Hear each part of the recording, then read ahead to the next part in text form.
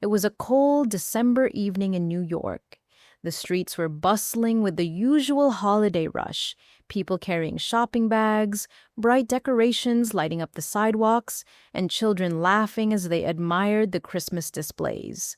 Amidst all this, Donald Trump walked out of the towering Trump Tower, his long black coat wrapped around him as the cold wind swept through the streets.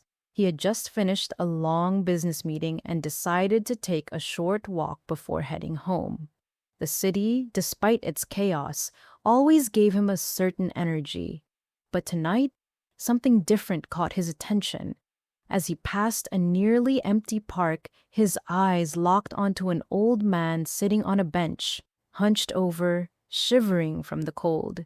The man wore a tattered army jacket, his hands rough and calloused, gripping a cardboard sign that read, "Vietnam War Veteran.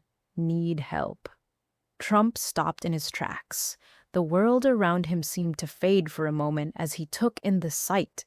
He had always respected those who served the country, and seeing a veteran in such a condition struck a chord deep inside him.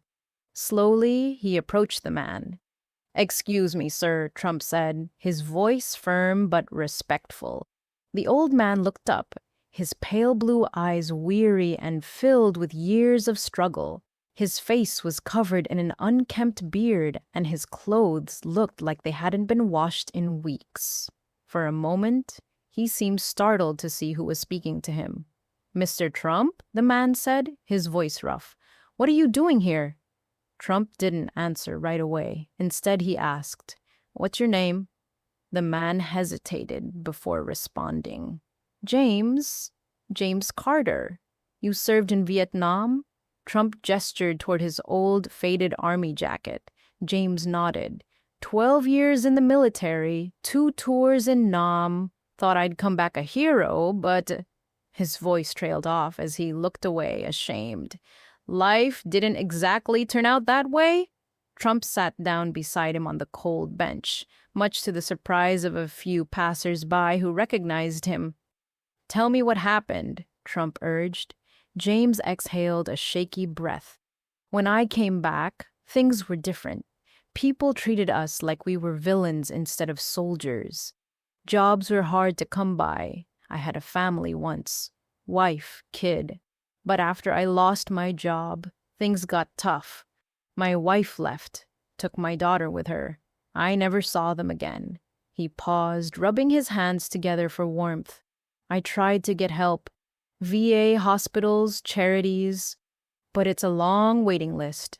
A few bad choices later, I ended up here." Trump listened carefully. He had heard similar stories before, but hearing it firsthand, seeing the pain in this man's eyes, made it feel different. He wasn't just another homeless man on the street. He was someone who had sacrificed years of his life for the country and had been forgotten. Trump reached into his coat and pulled out his phone. "Stay right here," he said, stepping away for a moment. He dialed a number, and within seconds, his longtime assistant, Margaret, answered. "Margaret, I need you to find the nearest hotel with an available room. Also, call the best VA hospital in the city and tell them I need them to expedite an appointment for a Vietnam veteran. And get someone from my foundation on the line. I want to set up something long-term for this man." Margaret, always efficient, responded instantly. "I'm on it, Mr. Trump." Trump returned to James, who was looking at him with confusion. "Help is on the way," Trump assured him. James scoffed, shaking his head.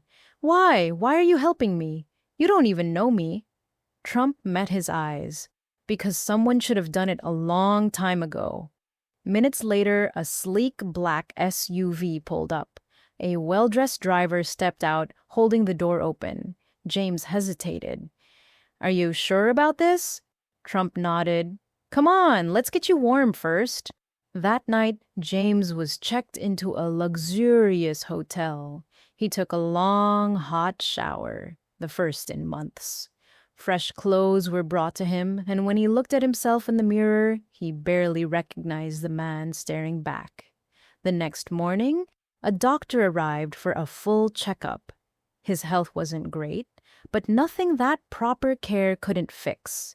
Trump had also arranged for someone from his foundation to meet with James.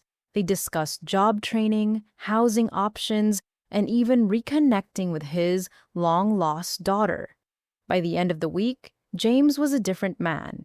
He had a roof over his head, a future to look forward to, and most importantly, a sense of dignity restored.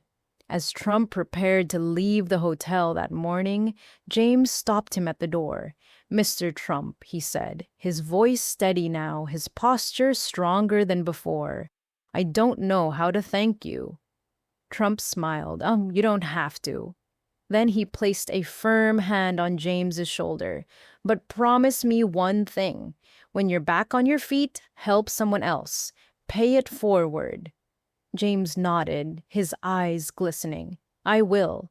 As Trump walked out onto the busy New York street, he felt something rare, a quiet sense of satisfaction. He had closed million-dollar deals, built skyscrapers, and influenced politics, but tonight he had done something that felt even bigger. He had given a forgotten hero a second chance, and sometimes that's all it takes to change a life.